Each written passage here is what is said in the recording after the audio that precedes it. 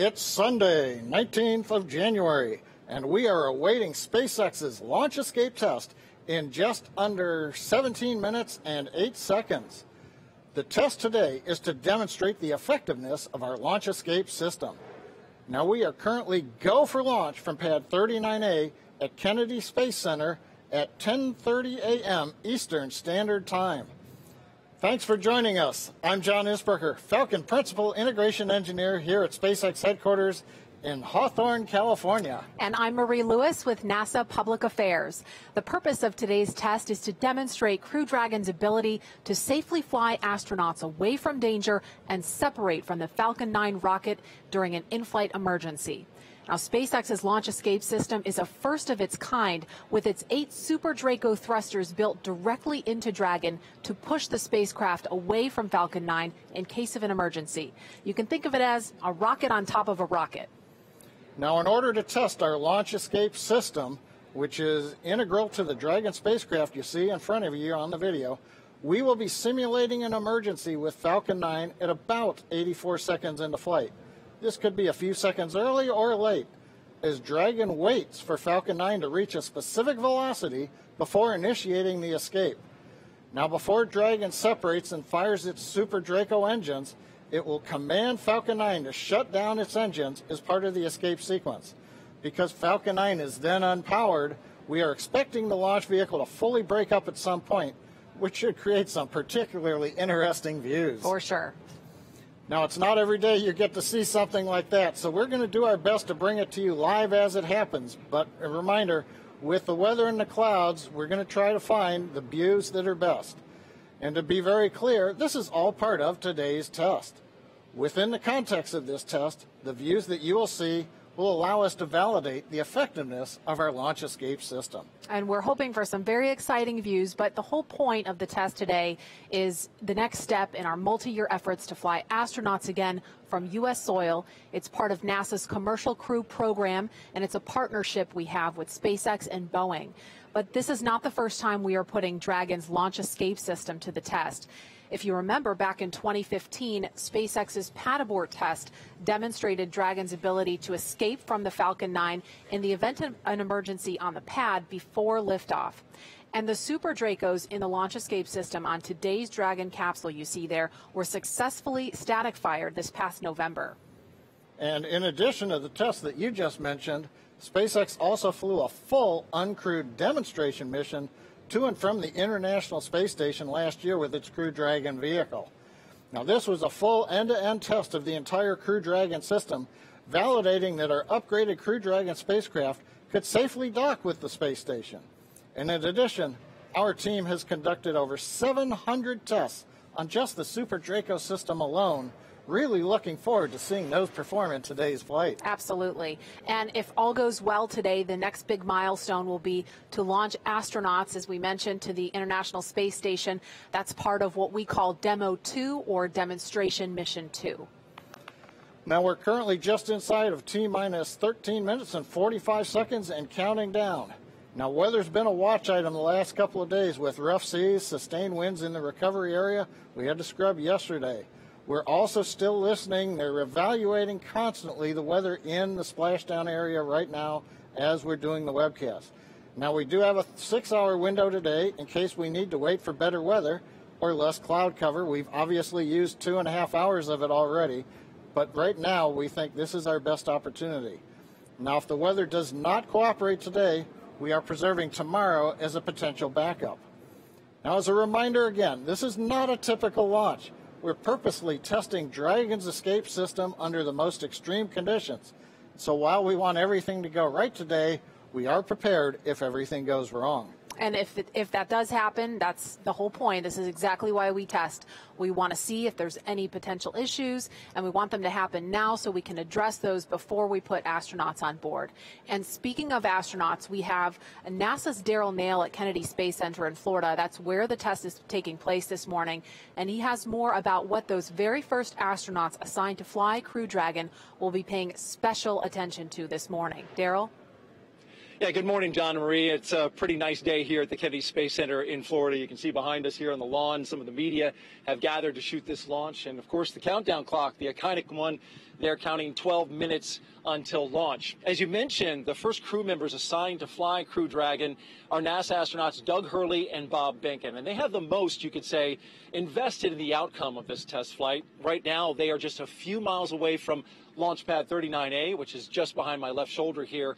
They're in the SpaceX firing room inside the Launch Control Center, where they will closely monitor today's flight abort test.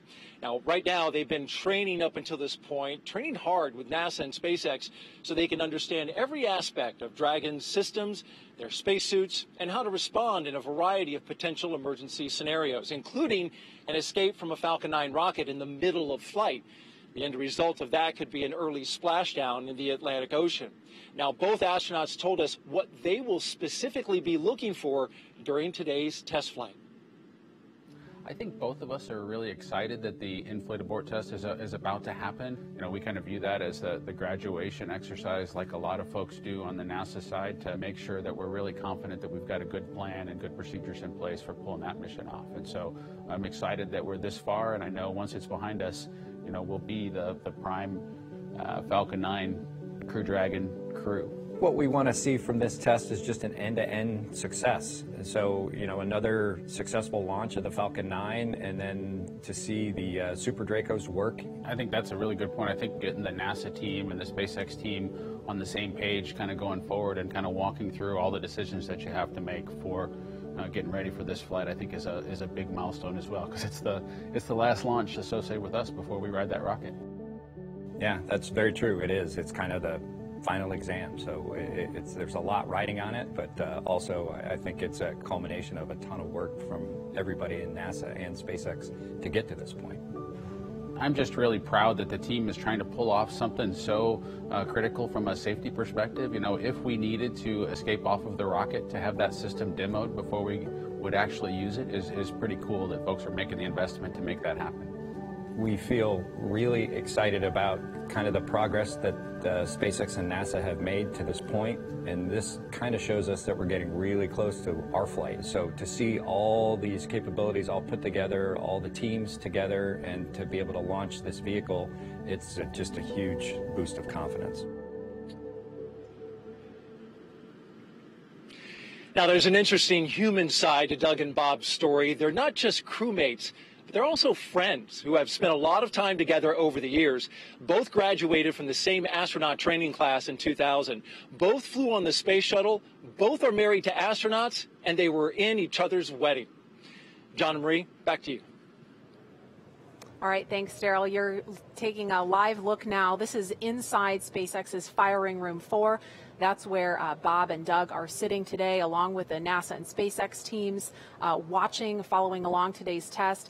And this past Friday, they completed what we refer to internally as a dry dress rehearsal. We saw some video of that during Daryl's segment. And this is where the astronauts, along with the SpaceX and NASA teams, walk through those steps that they'll take before they get on board for Demo 2. We saw them suit up, and that is really exciting stuff, especially that was the first time we saw them suited up walking out of the astronaut suit-up room, and so really looking forward to doing that for Demo 2. Let's take a quick look now at Crew Dragon. It stands almost 27 feet tall from the bottom of the trunk to the top of the nose cone. And Crew Dragon is composed of two main elements. The capsule, that top portion, is designed to hold crew and pressurized cargo, and it has an unpressurized section known as the trunk that's down below. For today's test, much of the exciting work is going to be done by the Dragon's 8 Super Draco engines we talked about, built directly into the capsule. Now, to give you a sense of power, when fired together, the 8 Super Dracos can move the spacecraft a half a mile in 7.5 seconds. So from a standing start, the Super Dracos accelerate the spacecraft to a speed of 436 miles per hour. That's a lot faster than a catapult launch from an aircraft carrier. I know, and it's hard to imagine just moving that fast. I was trying to get a feel for it, so I did a little math, and it's about 3 times faster than takeoff on a commercial plane, if you can imagine that. In fact, one jetpack assembly, which consists of 2 Super Dracos, produces more thrust than an F-16 fighter jet at full afterburn. So, John, if you were to put that, strap that to your back, you would break the sound barrier in under half a second. Not sure you'd want to volunteer for that. I'd probably break something else, too. So that gets us through the major test objective today, Dragon separating from the Falcon. Several minutes later, we will deploy drogue parachutes, followed by the 4 large main parachutes. You'll see the main parachutes partially open at first if we've got video, then fully open. These will then control the descent of the Dragon capsule softly into the Atlantic Ocean. And while that vehicle that you see on the pad looks like a typical Crew Dragon spacecraft from the outside, if you had a look inside, you'll see that the interiors have been stripped down, and there it is. We do have a look inside for you. The cabin has no interior panels except for one on the ceiling, and there's no control panel in there for this test. Dragon's also outfitted with 2 seats that you see there, and sitting inside those seats, we have 2 anthropomorphic test devices. What, no cool acronym? I'll just call them test devices. We have enough acronyms, John. While the test devices do not have any sensors on them today, the seats they're sitting on are instrumented. We'll be able to measure the loads on the seat to ensure that there are no unexpected issues in this stressing test case. We've also made some other modifications to the Dragon interior for today's test. That's right. There will be 3 cargo racks with some assortment of ballast or cargo bags and no floor. Now, below where the floor would be, there will be an assortment of mass simulators in place of the life support components and some other equipment that's down there when we have crew aboard. Now, the test today will look a lot like a normal Falcon launch for the first minute and a half. We'll fly until Falcon 9 reaches a predetermined velocity. This will occur about 84 seconds into flight, and that happens at approximately 20 kilometers up.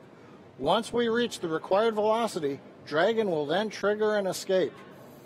Now, as a reminder, the ground is not commanding this abort. It's up to the onboard computers to determine when to trigger the launch escape and do all the functions afterward. Once Dragon does trigger the launch escape, the first event will be commanding Falcon 9 to shut down its 9 Merlin engines.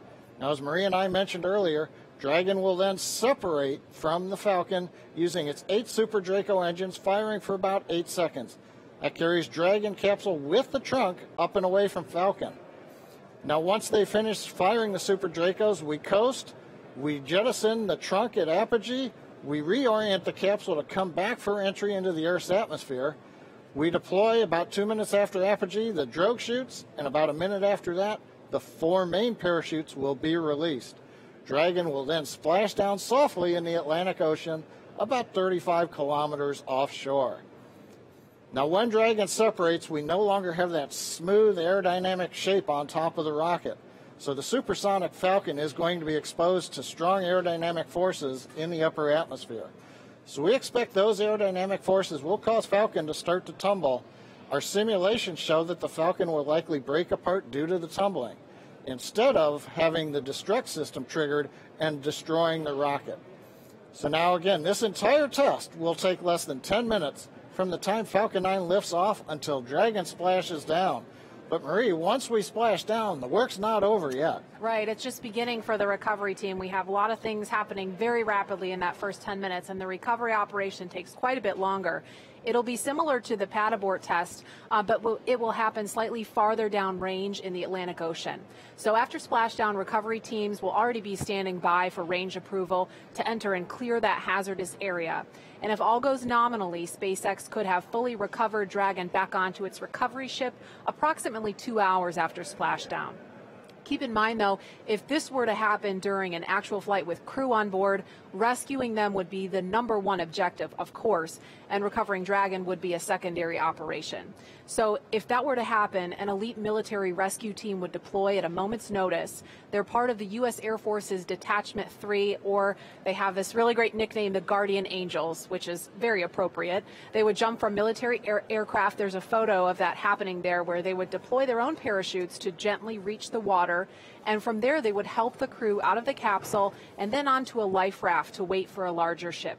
Now, this is not just any life raft. It has a cover that they can put over the top to protect them from the elements, and it's also equipped with food, water, and medical supplies, enough to last for days if needed. This would be, of course, a worst-case scenario. It's one that we don't expect to happen. But of course, what do we do when we're preparing to fly crew? We always plan for the worst. So this is something that NASA, SpaceX, and the Department of Defense have rehearsed together over and over so that we're ready for anything. And the SpaceX recovery team is also keeping an eye out for Falcon 9. As we mentioned earlier, Falcon 9 is expected to break up over the water. We've got a dedicated team of SpaceX recovery personnel who will be staged and ready to begin recovering debris shortly after breakup. Well, the clock's kicking down rapidly. We're just over T-minus 2 minutes and 14 seconds from liftoff. You've seen the crew access arm. It's back. That was retracted away from Dragon at T-minus 42 minutes. A few minutes after that, Dragon launch escape system was armed just before we began loading propellant onto the Falcon 9. So if an unplanned situation arose right now, Dragon would perform an escape. Now, currently, the engines are chilled in for launch on the Falcon. The Dragon spacecraft is waiting for liftoff. We have retracted, and you can see in the video the strongback is moved away just about 2 degrees in readiness for liftoff. We have also finished loading liquid oxygen onto both the stages, so the Falcon 9 is just about ready. The large white cloud you see coming off of the side, we're venting down the pressure from the liquid oxygen supply lines in the strongback in preparation for launch. The last event you're going to hear, start up at 1 minute when the computers take over and the launch director go at 30 seconds. And we're coming right up on that in about 15 seconds now. We'll be just a minute from liftoff. And Falcon 9 is, as you just heard, is moving into those final stages of the final countdown for the in-flight abort test today. So far, weather's looking okay. We're hoping it's going to continue to cooperate, and the range is green for launch. Now, if for some reason we scrub today, we will shift to our backup launch window, which is tomorrow at the same time. Again, this is just a test. We're fully expecting Falcon 9 to break up, so don't be alarmed if you see that happening live. And with that, let's listen in now. We're just 45 seconds from the final countdown.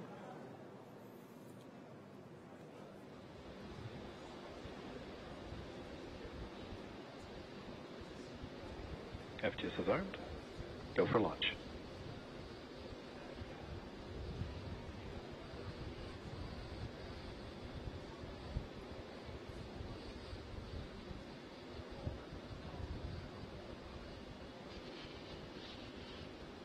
Minus 15 seconds.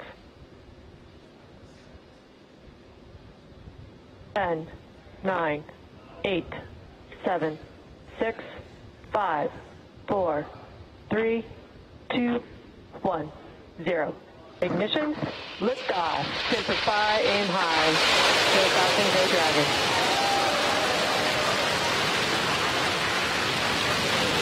Vehicle is pitching downrange.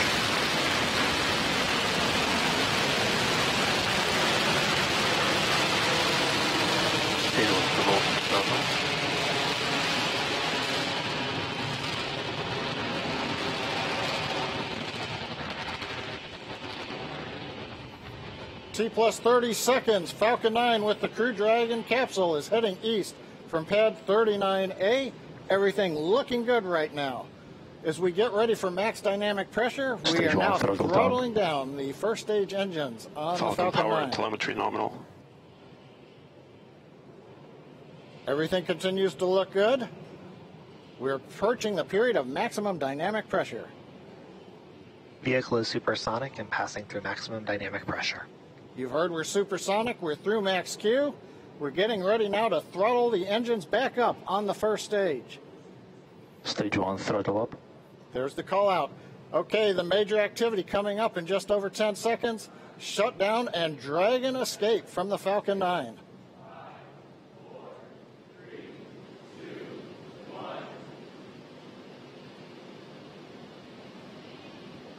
Miko, Dragon launch escape initiated.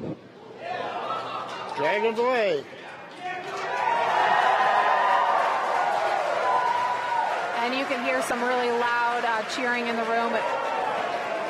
Okay, you just saw a bright flash there. It looks like that may be Falcon 9 breaking up. We've got some loud cheers here in Hawthorne. The folks that just watched live the Dragon separate. The next milestone we have coming up at 2 minutes, 25 seconds, we're expecting to see the trunk jettison. So that claw that connects the trunk to the capsule is going to separate, allowing Dragon to separate from the trunk. That's coming up in 15 seconds. And we do have the report. Loss of telemetry from Falcon 9, first stage.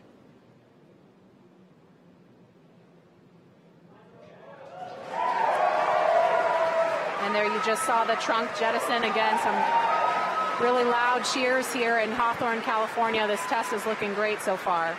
Nice view from the back of the Dragon capsule. We're also trying to see if we get the view there on the right-hand side from the aircraft that's orbiting the area. Now the Dragon control system is now going to be reorienting the capsule. We're at a high altitude where the aerodynamics are negligible.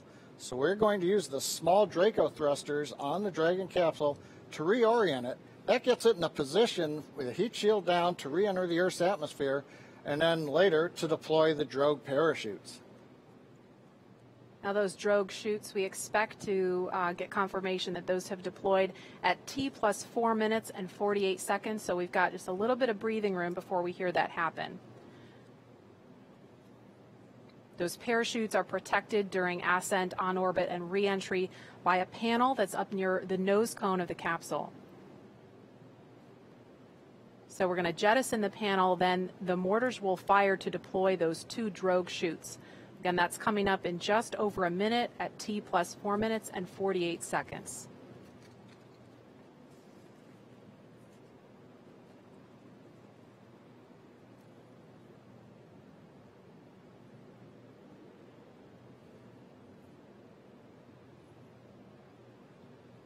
Now those drogue chutes, when we see those come out, those will open, those will come out before the main parachutes.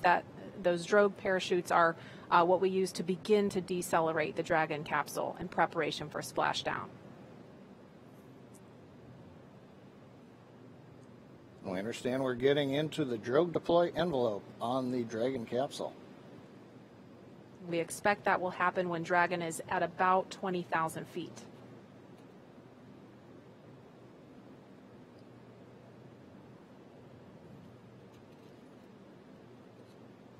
About 15 seconds to drogue chute deploy.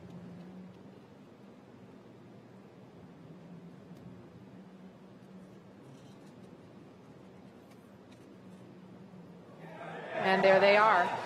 Drogue chutes are out. Again, some major cheering going on here as every stage of this test unfolds. Now we're going to be getting ready for the main chutes to deploy. Now, main chutes will be coming up fairly quickly. There are 4 main parachutes. These are the newest Mark III parachutes. They're each 116 feet in diameter. We deploy them about 2 kilometers above sea level, 6,500 feet above the Atlantic Ocean. We're getting good views from the Dragon and the airplane, showing the 2 drogue chutes. Now we're just waiting for the main parachutes to be deployed very shortly.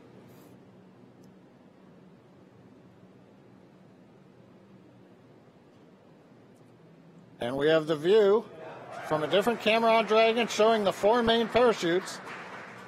Now they are deployed in a reefed condition. That means we're keeping them fairly shut to avoid shocks, and now we're slowly opening up the 4 parachutes.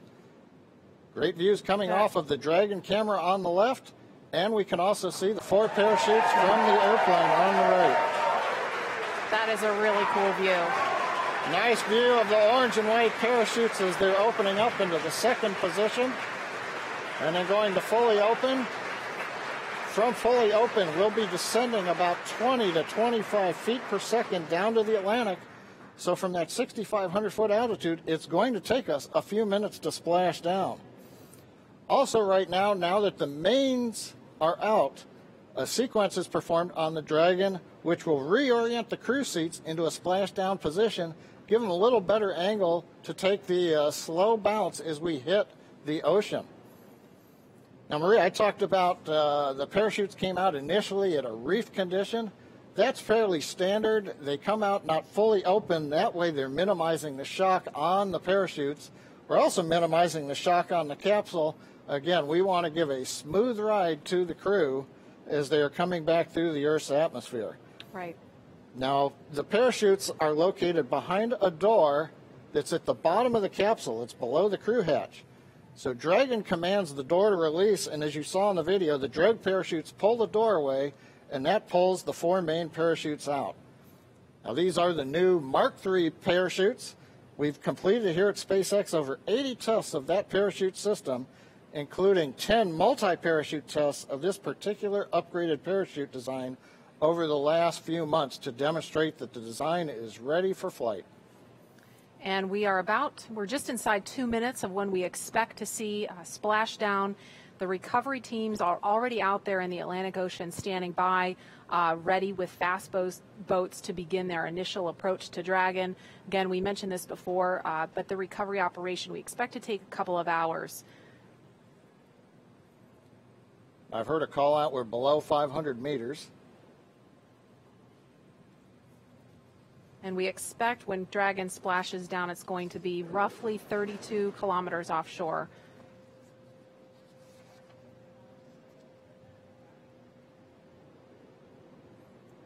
Again, we're looking at a live view. So far, all things have appeared to go nominal for this test. All things looking great so far. We saw the 4 main parachutes deploy. You're looking at them now, fully open. And we are coming up on about a minute until splashdown.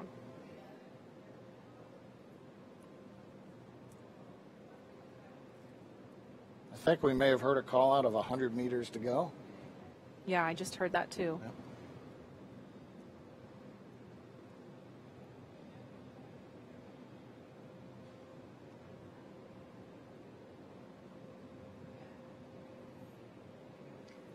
Those 4 parachutes are actually going to be released from the capsule after splashdown, and they'll be recovered too. And we are down. Down a little bit early, in fact. And there you can see the recovery boat beginning to approach instantly. I'm going to try to talk a little bit louder so you can hear me over the folks here. This has been a really exciting thing to see because we had the weather. We weren't really sure if the weather was going to cooperate. We were trying to weigh, is it favorable for launch, but also is it favorable for recovery, because they really have to watch the height of those waves in order to do this operation. That fast boat is just off screen now, but there's 4 fast boats out there in the area to begin, again, that initial approach to Dragon. The recovery operation from here takes about 2 hours, but all in all, this looked like a really great test. Yeah, a lot of fun watching the Dragon come down. We had great views from the onboard camera in particular. Now I think this camera is from our Go Searcher recovery ship, which is also the tender for the fast boats. You saw one of them headed out there. And you can also see it looks still a little choppy, so you understand we were kind of on the edge of the weather conditions out in the splashdown area. But they assessed the boat data, the buoy data, looked at the forecast and said we were go. And while we took 2.5 hours to get here, we finally got here, and it was great. And that's the summary for today. It looks like right now a great test. Visually, everything happened. Falcon 9, you saw the liftoff. We had kind of a long view from the camera. Dragon did shut down the 9 Merlin 1D engines and separate. We did see the flash as the Falcon 9 came apart, as predicted. No surprise there. Dragon, we saw a great view as it got to apogee. It deployed the trunk, separating it, reoriented. Then the drogue chutes came out, the main chutes came out, and then we just waited for that nice soft splashdown in the Atlantic Ocean. And we saw, and it looks like we just lost the view from out there on the ship, but you couldn't really see much from that particular angle. Again, that recovery operation is going to take a couple of hours, so we're not going to stay on the air for the duration of that. But we are going to be back for a news conference coming up at 11:30 Eastern time this morning. That would be, let me do the math real quick, 8:30 Pacific time. We're going to hear from NASA and SpaceX leaders about their initial thoughts on this test that you just saw. Of course, everything looked fantastic, but there's going to be a lot of data to dig into. They're going to also collect those parachutes, get a lot of data from that, and then see what the next steps are on the path to Demo 2, when, of course, we're going to be launching NASA astronauts Bob Behnken and Doug Hurley. So stay tuned for that news conference. It will be carried live on NASA TV. If you're watching on the web, just tune to nasa.gov/live so you can see that coverage. Again, that's 8:30 Pacific time, 11:30 Eastern. Thanks so much for joining us for this morning's test.